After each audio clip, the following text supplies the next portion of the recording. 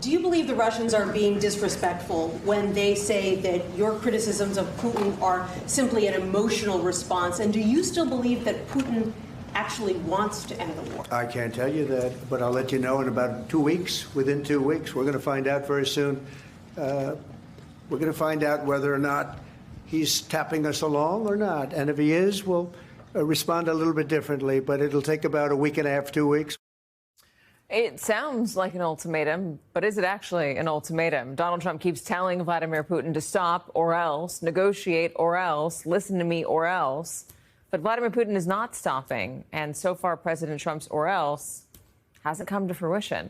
Joining us now, former Deputy National Security Advisor under President Obama, Ben Rhodes. What do you make of this? Donald Trump keeps saying or else, and Vladimir Putin keeps ignoring him, and then in some cases mocking him with this. He's just governed by emotional issues here. He's having an emotional response. Well, I mean, I think thus far, Putin has gotten everything he wanted out of these negotiations. You know, Trump spent months putting pressure only on the Ukrainians, even though the Ukrainians kept accepting whatever demands Trump made, whether it was a 30-day ceasefire that Ukraine accepted and Russia didn't, whether it was this kind of minerals deal that Trump seemed fixated on that ultimately got done. And at the same time, all we saw from Russia was not just a continuation of the war, but an escalation of the war. And so what I take from it is that Putin is doing what everybody expected him to do, which is to continue the war, to continue to press his advantage at the front line, to continue to take advantage of the fact that Ukraine doesn't know if they're going to continue to get the kind of U.S. military assistance that they've been receiving for the last 2 or 3 years. And so Trump seems to be the only one who's now kind of figured out that Putin didn't want to make peace in the first place. That's why he invaded Ukraine.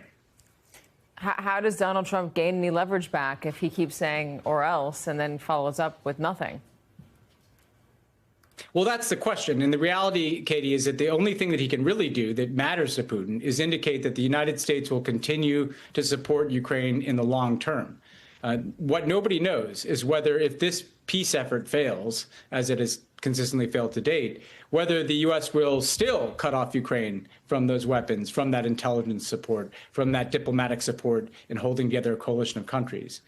If Trump indicates, look, well, I'm frustrated and I'm therefore going to double down on my military support for Ukraine, then finally he might get Putin's attention and might get him to the negotiating table. But if he's unwilling to say that, because it goes against what he said in the campaign, which is why we're spending all this money over there, then he has no leverage whatsoever on Putin other than things he posts on social media. And Katie, I think he's run into something where this isn't something you can manage on social media or on Fox News or in your alternative reality. This is a war that is happening in the world. And Vladimir Putin's going to do what he's going to do absent some real leverage. Yeah, it turns out he doesn't necessarily care about their personal relationship that Donald Trump has touted so much.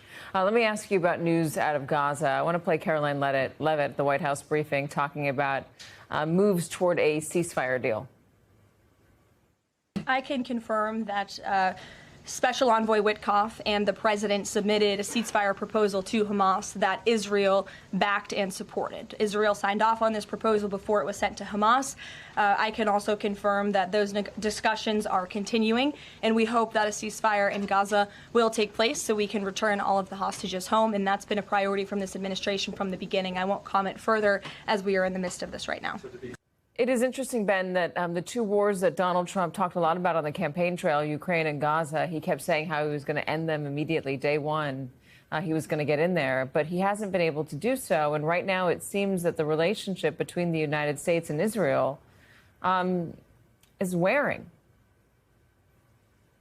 Yeah, I mean, you make a good point, Katie. He said he'd end the war in Ukraine in the first day. We're obviously over 4 months in the administration.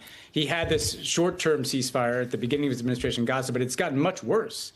We've seen the kind of some of the worst bombardments, some of the worst violence in Gaza since October 7th take place in the last few months. That announcement, is the same thing we've heard a million times. There's always a proposal going back and forth. I'm skeptical that Israel has signed off on a true ceasefire because the reality is the ceasefire has been on the table for a long time. If the war ends, the hostages will come home and the people of Gaza will get assistance. And Prime Minister Netanyahu has wanted to continue this war. And so ultimately, Trump, same thing. He's going to have to bring leverage to bear if he wants to end that war as well. He wants to seem to have the kind of ability to talk about these things without applying meaningful diplomatic effort or leverage on the warring parties to get things done. This is a little bit harder than he made it seem on the campaign trail, because these are protracted conflicts. It is a desperate situation in Gaza, so there is a hope that they can come to some sort of agreement and folks can get food, the basics. I want to ask you about some reporting out of ProPublica. This is reporting about what has happened since the U.S. has withdrawn from the world through USAID. Exclusive State Department records show as the Trump administration abandons its humanitarian commitments, diplomats are reporting that cuts have led to violence and instability while undermining anti-terrorism initiatives. That's what got me there. I mean, how does it keep us safer if this chaos, this instability, because we've pulled out, means that terrorism could grow again? It doesn't. It's very dangerous for Americans. And look, I think we should care about the fact that there are studies that are showing that hundreds of thousands of people have already died because of the withdrawal of American assistance. But some of this assistance is in places where we're providing support to fill spaces that would otherwise be filled by terrorist and extremist groups, or we're providing support to stop an outbreak of an epidemic before it can reach the United States. A lot of this aid is self-interested, and nothing has taken its place. And so if we pull out of dangerous places and we're the only people there who are providing some governance, some stability, some alternative to extremists, you're going to see all kinds of groups move into those spaces. You're going to see the growth of terrorist safe havens. You're going to see the kind of chaos and instability that puts innocent people in danger, but that also becomes, places where disease emanates from too. That's the whole logic. And they have no replacement, Katie, for USAID. It's not like they dismantled USAID but had like an entirely different theory of development assistance.